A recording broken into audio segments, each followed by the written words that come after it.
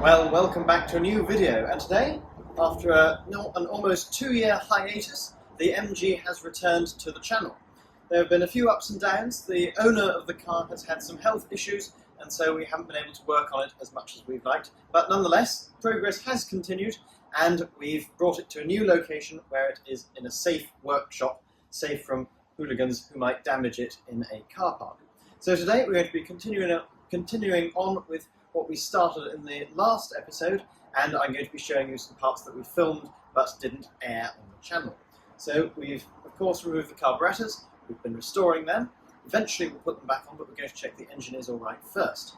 In this episode we're going to be going over the fuel line and checking that that's clear before the fuel tank can be put back in. So first you'll see what we've got up to so far, and then you'll rejoin the action here where I'll show you how the car is at the moment.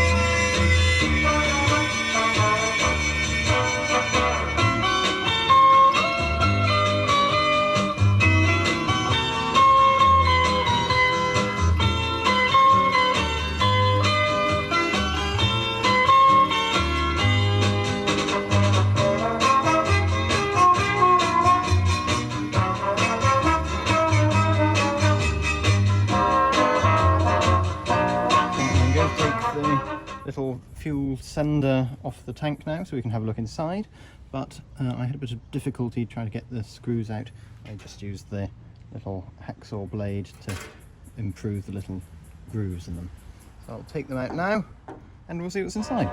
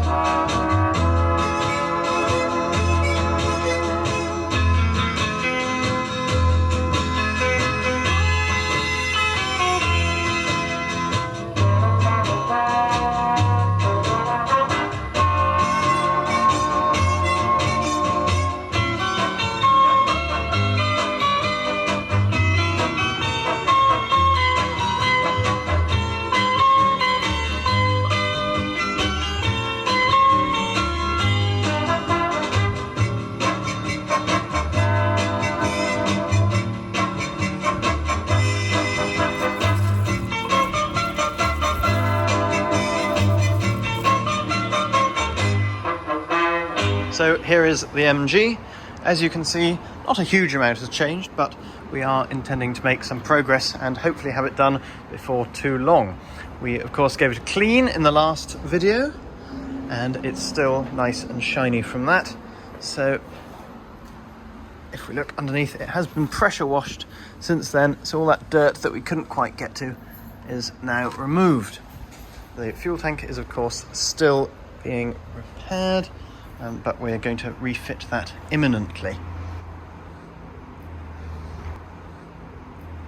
Today we're actually going to take off these supports for the headlamps because we're going to have them re-chromed. They should be painted, that's how they would have left the factory apparently, but we think they look better chromed, so we're going to get on with doing that. And then we have the fuel line here, which we're going to check isn't clogged after a good 20 years of not moving. And we intend to do that because it is nice and free at the back while the tank is out. We've also got this lovely trailer, which was modified to fit the car as it was originally intended for a different vehicle.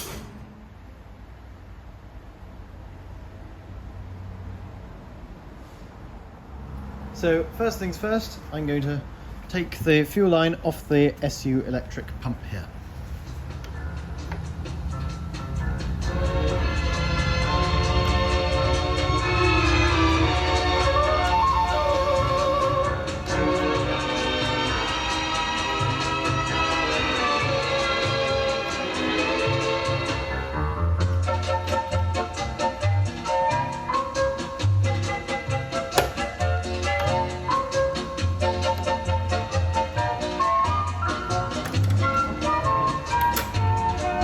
Now here I have my length of wire, which some of you will recognise from the Triumph Roadster video, and of course what we do with this is we run it through the petrol line in the hope that it will push out any bits of debris or rust that have solidified in the line over the course of the car's rest, and then hopefully when we start the engine up and reconnect the petrol line to the fuel tank, they won't make their way into the carburettor.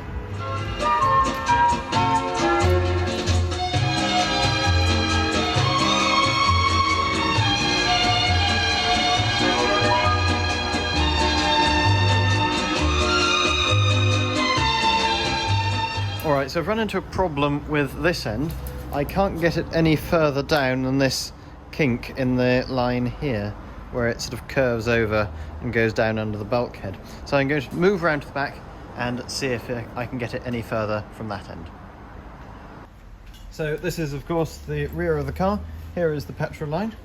So hopefully we'll be able to get the wire through a bit more.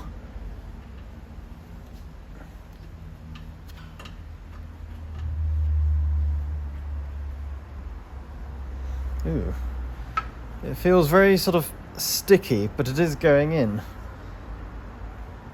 I think there might be something clogging it.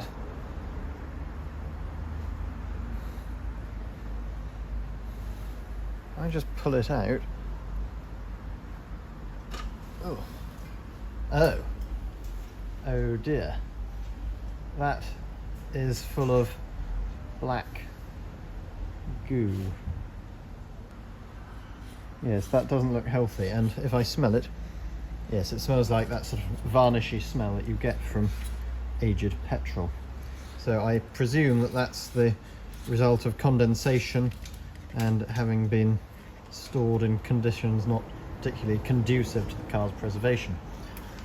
So I'll wipe this off and I'll keep trying, and hopefully we'll be able to get a bit further, and perhaps if we pour some fresh petrol into the line we can try and dissolve this slightly.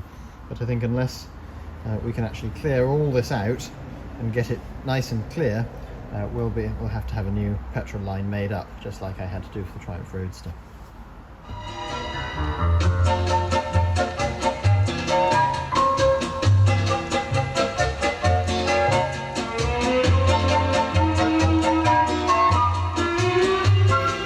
So I've had a go using this a few more times and I've been wiping it off. It is getting further, but unfortunately it's clear that there is a lot of clogged old petrol in there. So I'm actually going to spray it with the extra penetrating oil, just like I did on the other car, and hope that this sort of softens it or lubricates it to some extent.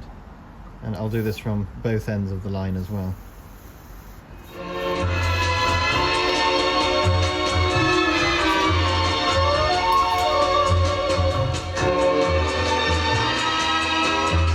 We're now going to try just blowing through the line from the other end and see if we can clear out any blockages that are there. Yes, there we are.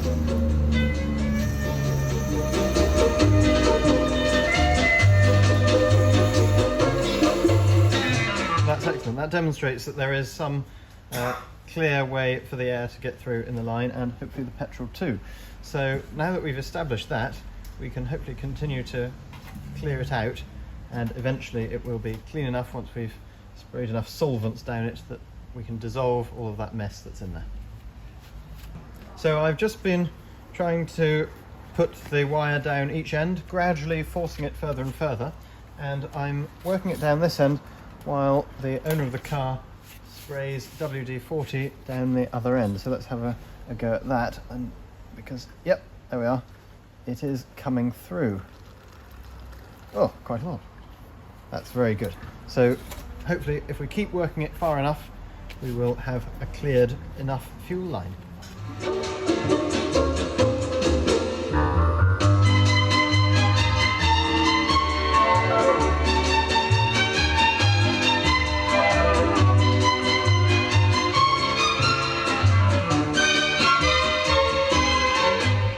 So we've been gradually working the wire further down and repeatedly spraying it with penetrating oil, but now it doesn't seem to be clearing a great deal further, so we're going to turn to the next step, which is putting injector cleaner in, because this is ethanol based, and so it should partially dissolve the varnishy fuel remnants which are inside the line.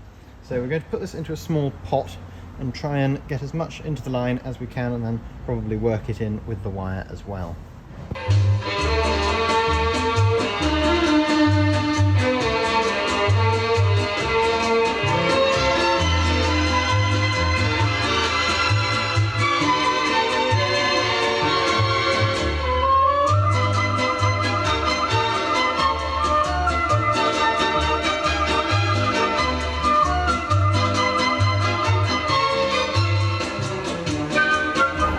So while the injector cleaner sits in the line, we're going to leave that for a while, and so in the next episode hopefully you should be able to see it come to fruition, and we'll have hopefully a nice clear petrol line.